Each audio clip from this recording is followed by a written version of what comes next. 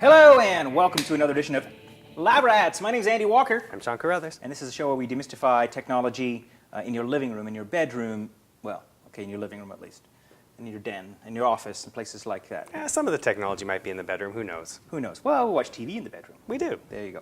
So today on the show, we're looking at, you may have heard of this buzzword, IPTV. IPTV. Not to be pronounced IPTV. I was going to say IPTV. You're sure we're not dealing with technology in the bathroom today? It's IPTV, isn't it? Something like that. Anyway, IPTV, so Internet Protocol TV, or IP, meaning internet television that comes across the internet. So you consume your television, using your computer and all kinds of different devices, including your television perhaps in your living room, but it comes across the internet as opposed to cable or satellite. Yes. So we're going to kind of go through different options, right? Yeah, we're going to take a look at some of the options that are out there and some of the ways you can watch these various options. Fantastic. Okay, good. Can't wait, because this is one of my favorite things, and it's one of my new hobbies at home, is to how do I not pay my cable bill? That's always a good thing. Yeah, it is. All right, so let's take a break. When we come back, IPTV, today on Lab Rats. Well, before we get started today, I want to mention hover.com, our favorite place to register domains. Sean and I have both been buying domains lately, and it's one of our new favorite places to go do that. You got one for your mom recently? No, Matt got one for his mom. I got a whole pile for myself that I don't know what to do with yet. What did you get? I've got one called depressurized.net. I've got seanc.ca for my Canadian presence, and I got a couple other ones. I got one of the .me domains. So. Depressurized.net, that's cool. Yeah. Is that like a website you're going to build? I've got something in mind for it, but I don't have the time yet to put it together, so I'm not going to tell anybody what it is yet. I got it. But you can go there and see the under construction page, I guess. Well, if you have a fun idea for a website or whatever, zip on over to hover.com, go grab a cool domain like he did, and send it to us if you build it. It would be cool to see. Now, to help you with that, here's a coupon, 10% off. Use the code LABRATS. You get 10% off not only the domain registration, but also email hosting if you do that, and that sort of thing. So zip on over, hover.com. All right, let's get started with IPTV. Yes. Where do you want to start? I guess here's the thing. Mm-hmm. We're living in a world now where you have choices. Once upon a time, it was your antenna. Mm-hmm. Then came cable, and then came satellite TV. Right. And you had to tune in television when you went at 8 o'clock, when the show was on. Now things have completely changed. Completely changed, and part of that started, I guess, when cable went digital. So you had digital cable, and they had downloads on demand from your cable service. But a lot of people are moving away from that model altogether, where they're getting rid of their cable service and just downloading things over the internet. Now, we've been talking about IPTV, as it were, for years and years, like almost a decade in some cases. And even 5 years ago, it was like the next big thing. But one of the big problems was there just wasn't enough bandwidth on the internet in most people's homes to actually stream video or download video of any great size without it looking crap. Right. So. And when you say bandwidth, it means the size of the internet connection coming into your house, so that you can kind of flow, television content, obviously. So the bigger the bandwidth, the more capacity you have to receive more data at a time.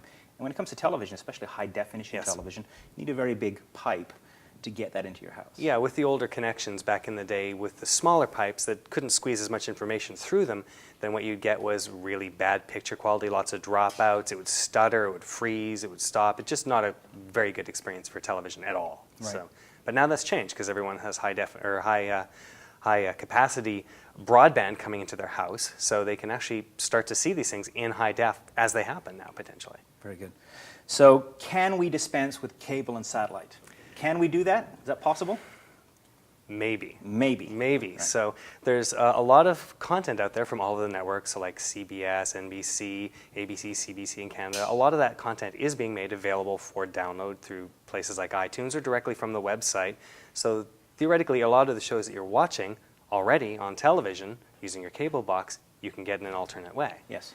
There's a few exceptions, though, which I believe you... Well, I experienced this completely myself, right? So, a little while ago, I got rid of my satellite connection, didn't bother with cable, and I started using Apple TV full-time. Yes. So Apple TV, of course, allows you to download television shows when you want, all the primetime television shows, movies and that sort of thing. They've shifted to a rental situation, and we'll explain that a little bit later on. Mm-hmm. But I canceled my satellite connection. Now, what did I miss?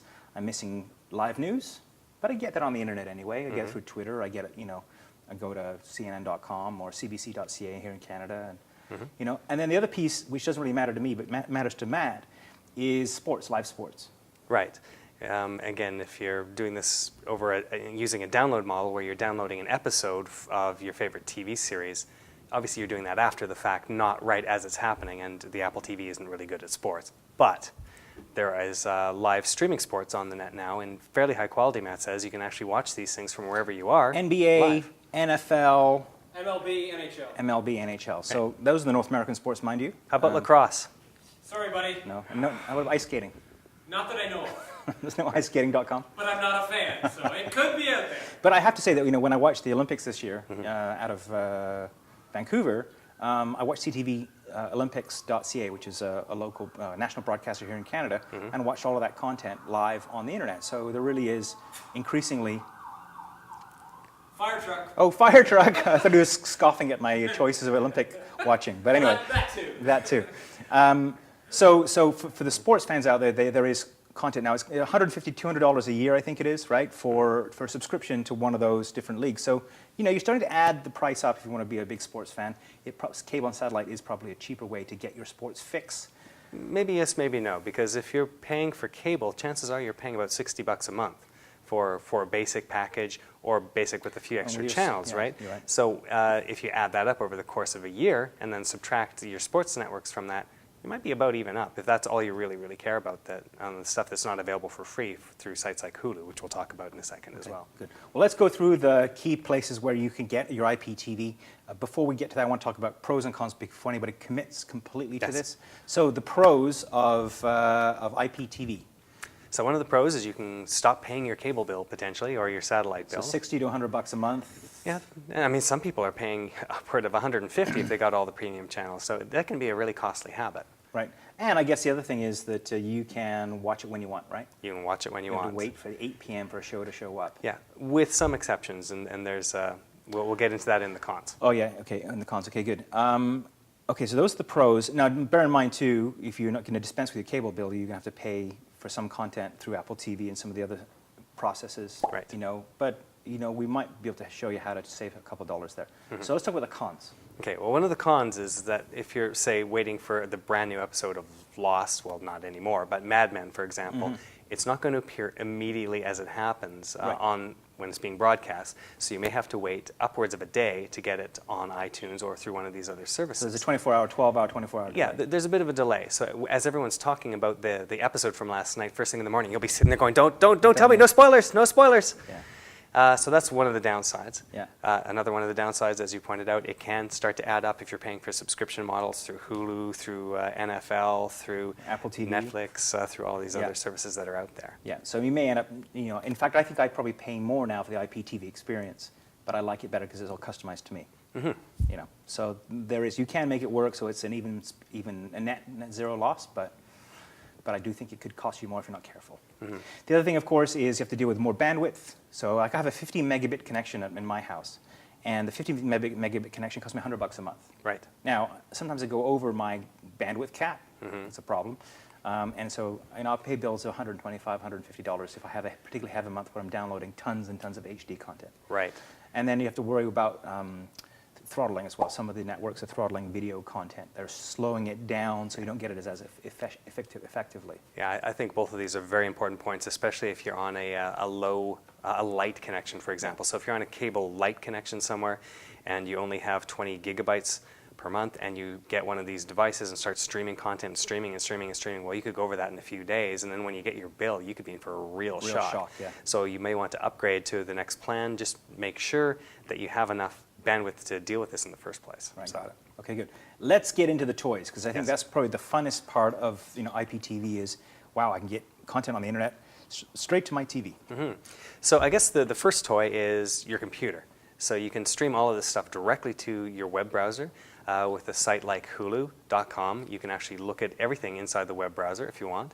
Same with Netflix. You can actually watch all of your content, download movies, TV shows, all of that straight into your web browser, whether you're on a notebook or whether you're on the iPad, for example, or on your desktop machine. I sit in bed and watch my MacBook Pro, and tune in the content that way. Right, and I've just downloaded Netflix for the iPad, and it looks great. So you have the bandwidth to do it, and you're sitting there looking at it, and it's streaming to there. It looks fine. It looks great. It looks great. Just like real TV. Just like real TV, right. except in your lap on an iPad. Okay, so should we talk about, so there's Netflix, which is like an on-demand, it's a flat rate, I think it is. I think it's probably slightly more expensive in the US than Canada. Right, they have a very aggressive price in Canada, but they also have a little bit less of a library. Nothing brand new as far as TV goes, but they have a good back catalog, and they're adding to it all the time, so it will get better. But yes, in the States it might cost a little bit more, and you have slightly better selection at this point. Right, right. So Netflix is an option, right? You just sign up flat rate, you get unlimited movies, unlimited TV, on demand, right? So that's a big deal. And the bottom line, not a bad little service, especially given the price that it's at right now, but missing some key components, I think. Doesn't completely replace cable or satellite. Good. Hulu, of course, we don't get that here. Hulu's very popular. They started charging in the States recently.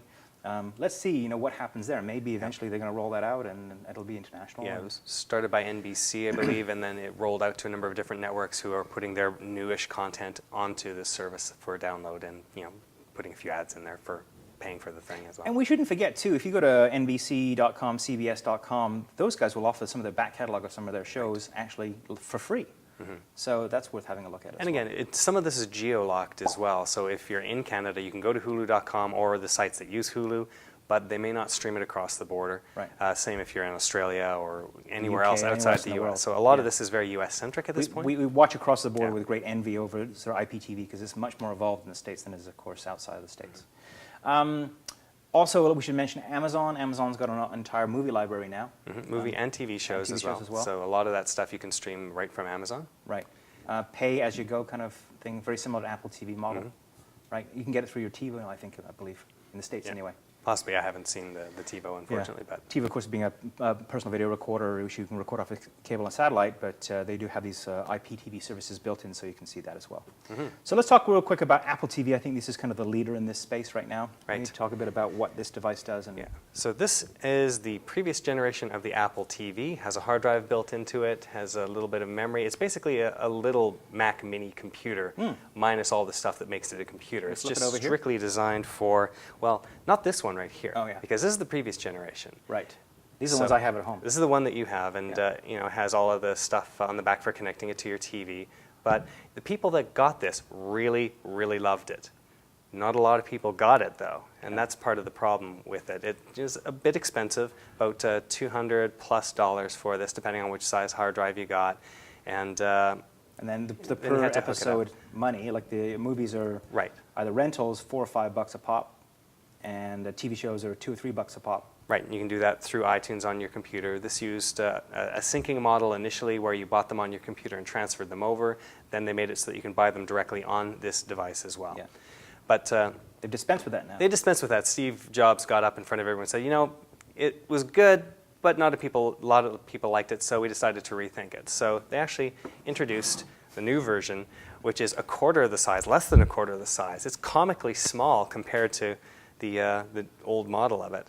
Right. And it stripped it down to the basics. Got rid of the hard drive so that you're not actually downloading things to that. It's strictly streaming. Right. It has a bit of cache in there, like a bit of memory, so they can buffer things so that you're not going to be stuttering or catching up. It'll preload it and allow you to stream from that buffer.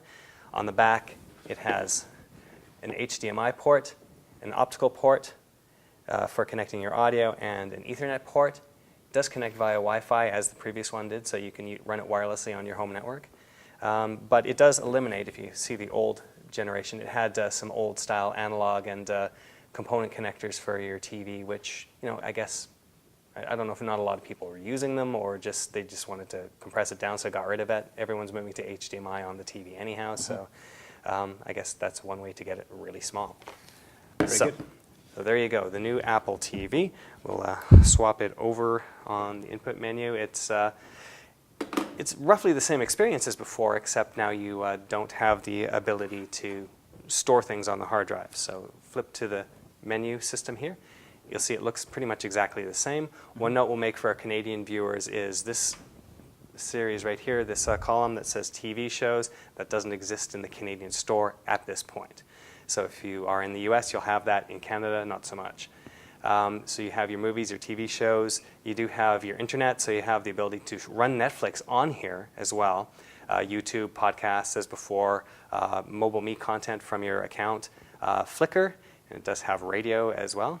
And one thing they've added to this that they didn't have before that was quite as easy is something called AirPlay, which allows you to pull content from any of the computers in your home that are signed into the same iTunes account. Nice. So now I've only got one. It's my machine in the other room. So if I click on it, I can see the music and movies and TV shows that I have over in the other room. So you could get content from other places, compress it properly for the Apple TV, and then make it available this way. Right. Now, the one downside on this is that, as you've pointed out, it's rental only. So the one thing you used to be able to do with the Apple TV before is purchase something and download it directly from the internet to this. Yeah.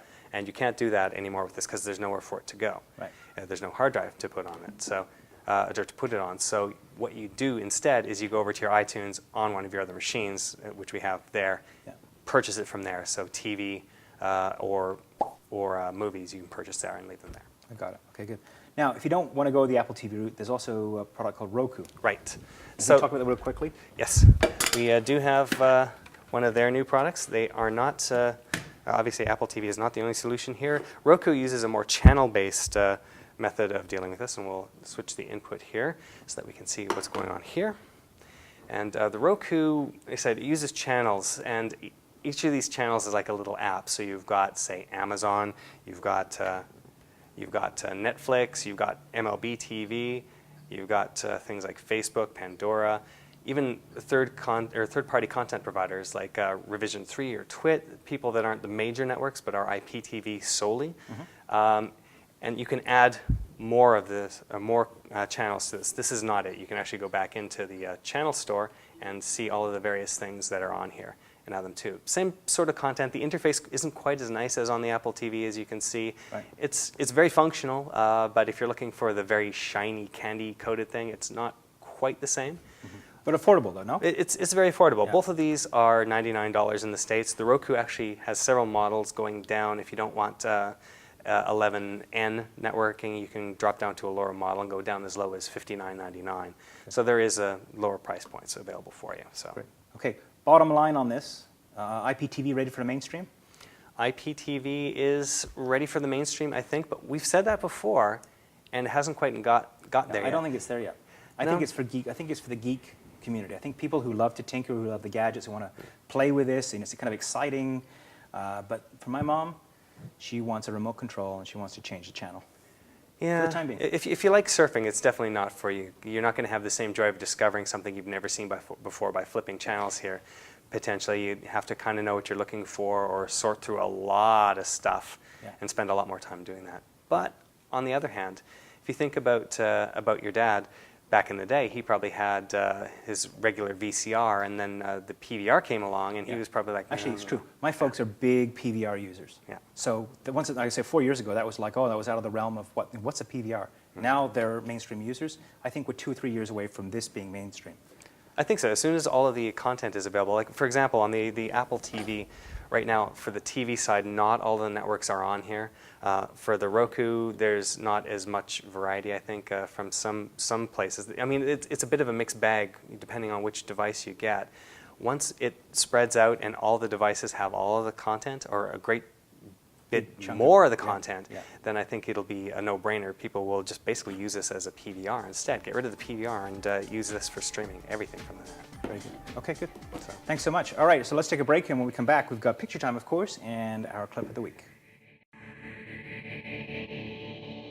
Welcome back to Lab Rats. So before we get on with clip of the week, Sean, you have a little shiny little gadget here you want to have a look at? One more piece of hardware. It doesn't stream video, but it stores your video. So if you're downloading a whole pile of stuff from the net, from iTunes, for example, you need a place to store it. This is the media share from Verbatim, and it is essentially a NAS. We've talked about NAS many times before. And what animal is associated with a NAS? Sheep, of course. Yes, okay, good. So what this is essentially it's a hard drive. It attaches to the network, has connections here for Ethernet. It can do this wirelessly, I believe, and it also has spaces here for extra hard drives that you can attach via USB. So, and it will link to your iTunes directly, so iTunes can pull from it. So. Oh, good. Got it. All right. So there you go. If you need more space, it's not all fitting onto your notebook drive. And what was the name of the PR person you had to smooch up to get one of those? Verbatim, of course. Yes, of course, clearly. Okay, good. Thanks so much. All right, so let's take a look at the clip of the week. Coincidentally, we have a series on Hulu, so you can go and check that out, even if you're not in the U.S. Well, if you're in the U.S., you can go learn about Hulu and how to use it. And if you're not, you can go see what we're missing. That's right here. Welcome on deck. I'm Matt Harris. Hi, I'm Jay Goldman. Welcome to the A-List. Hi, welcome to Miss Download. Finding your favorite TV shows and movies to watch on Hulu is easy. One great way to do this is with a search.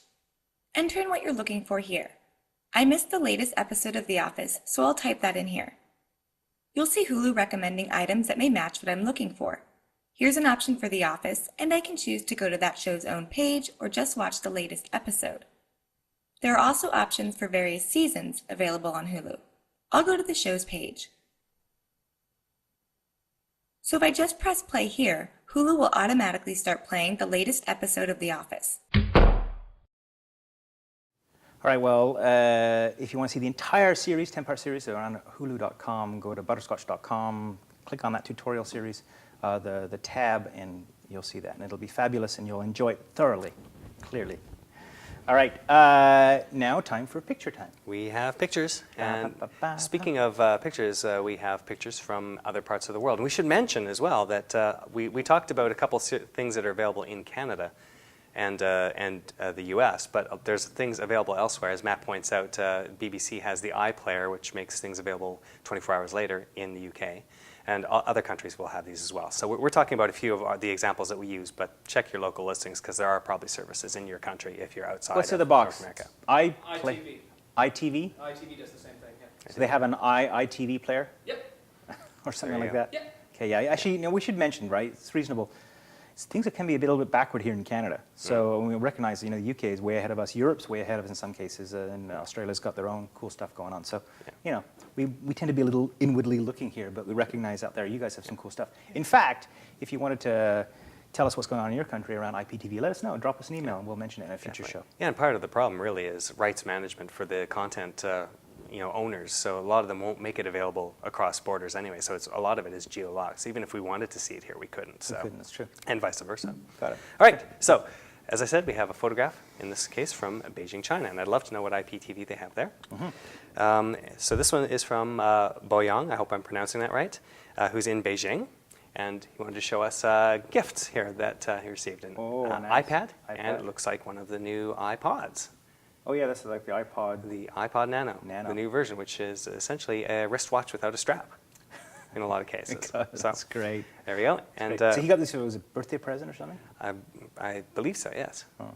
So, but also wanted to let us know where he lived, and this is the neighborhood Hey. known as MoMA In Shanghai? in Beijing. In Beijing.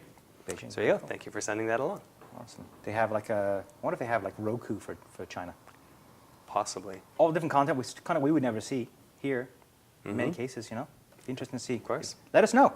We'd love to know it. In fact, if you want to send your pictures or your comments or you want to just run a letter and tell us why Sean is fabulous, then you can send it to Sean is absolutely fabulous, whether he's watching Roku or Apple TV at labrats.tv. Yeah, and more simply. Feedback at labrats.tv. I got it. Thank you, Sean. Any final thoughts? Are you going to rush home and download the latest episode of House after this? No. Oh, I did last night. It was great. No, I've got a few other things in my queue, though. So Like what? I've been watching The Event, watching Mad Men. And Mad Men's good. I love that. All right. Thank you for coming to us this week and pushing play, because it'd be foolish for us to be here with our IPTV if you weren't out there going, I wonder what's on tonight. Anyway, my name is Andy Walker. I'm Sean Carruthers. We'll see you next time. Are you ready?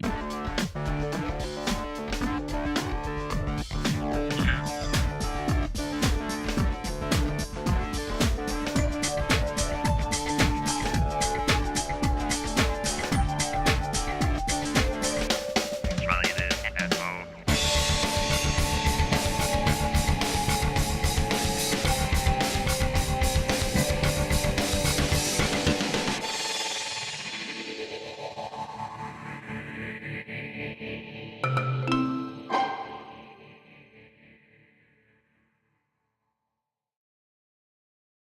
I'll give you guys 12-minute count.